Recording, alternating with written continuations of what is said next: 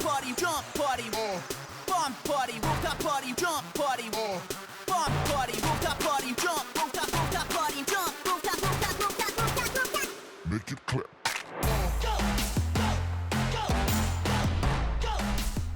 On fait chauffer la gomme et le bitume aujourd'hui sur Entraide. Au programme du tracteur en dérapage, de la glissade qui finit en tête à queue, et même des tonneaux. Mais non, justement, nous allons faire de la prévention avec les centres Centaure. Sur leur piste, il est possible de partir gentiment en tête à queue au volant d'un tracteur sans prendre de risques. Une manœuvre surprenante et enrichissante pour comprendre le comportement d'un tracteur sur route, mais également pour apprendre les bons gestes et mieux anticiper les risques. Attention, écartez-vous, on va manœuvrer.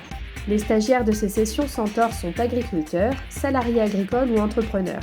Ils se sont d'ailleurs parfois fait peur lors d'un déplacement, d'où l'intérêt de ce type de formation. En outre, les intervenants le rappellent, on compte chaque année en France une moyenne de 210 accidents mettant en cause un tracteur, avec à l'arrivée 233 blessés et 40 tués. Combien ? Aussi, au cours de la formation, 3 manœuvres attendent les stagiaires sur la piste, guidés par Christophe Tolochard.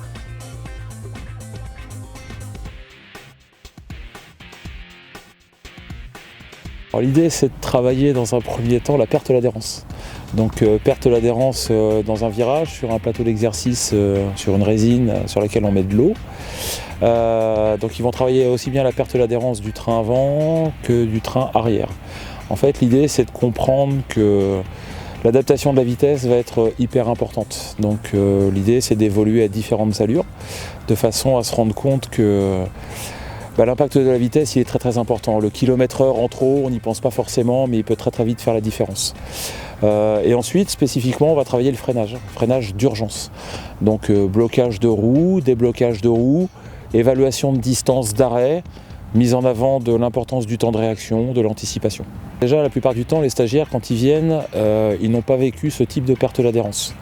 Ils ont été rarement confrontés à faire un freinage d'arrêt d'urgence, notamment avec ces engins, avec les tracteurs. Donc il y a toujours un effet de surprise. Et en plus, l'idée, c'est de les amener justement à avoir cet effet de surprise. D'où l'évolution à différentes vitesses, de façon à ne pas vivre la même chose à chaque fois. Donc la plupart du temps, c'est la surprise dans un premier temps. Et après, avec quelques petits aspects techniques, on s'aperçoit qu'ils arrivent à corriger la situation. Donc de leur part, ça va être une avancée. Et l'idée, c'est de les amener jusqu'à la zone d'inconfort, où là, ils s'aperçoivent que malgré tous leurs efforts, finalement, ça ne fonctionne pas. J'ai glissé, chef. Une première chose, c'est de se dire le tracteur, il ne va pas bouger. Le tracteur, il va passer un petit peu partout. Et donc au départ, 25 km/h, ça part pas. Et pourtant, on s'aperçoit qu'on peut perdre l'adhérence à ce niveau-là. Souvent, on se dit qu'avec l'accélérateur, on va essayer d'améliorer la chose.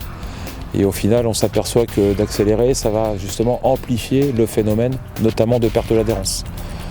Quand on travaille la partie freinage, souvent, il y en a qui hésitent à appuyer très fort au départ sur la pédale de frein, alors que c'est vraiment dès le début que le freinage il se gagne. Donc il ne faut surtout pas hésiter à appuyer très très fort sur la pédale de frein, et quand ils arrivent, ils n'ont pas forcément cet automatisme-là. Et puis, toujours sur le freinage, le fait de débloquer les roues, de lâcher la pédale de frein pour retrouver le pouvoir directionnel, pour éventuellement tenter une manœuvre d'évitement. L'idée, c'est de comprendre que si je laisse mon pied sur la pédale de frein, je laisse les roues bloquées, j'aurai beau tourner le volant dans tous les sens, mon véhicule il va tirer tout droit. Ça, c'est con. Ce qui est assez paradoxal, parce que l'idée, c'est de comprendre que plus on se rapproche de l'obstacle, moins on a quand même envie d'enlever son pied de la pédale de frein. Et pourtant, c'est le seul moyen qui va me permettre de retrouver le pouvoir directionnel.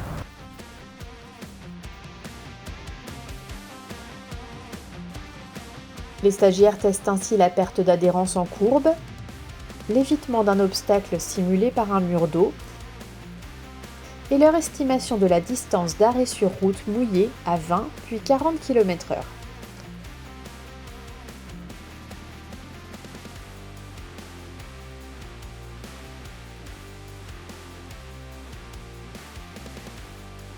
Les stagiaires s'essayent à différentes vitesses jusqu'au tête-à-queue, tout en restant en sécurité.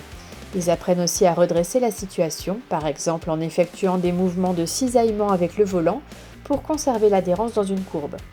Les passages sur la piste s'enchaînent et les stagiaires trouvent l'adhérence, les trajectoires et le rythme pour effectuer la manœuvre d'évitement en sécurité ou s'arrêter juste avant le mur d'eau. À l'issue de la journée, les stagiaires se disent très satisfaits d'avoir pu chercher des limites au volant d'un véhicule sans pour autant avoir pris des risques. Si cette formation vous intéresse, n'hésitez pas à vous rapprocher du réseau des centres Centaure.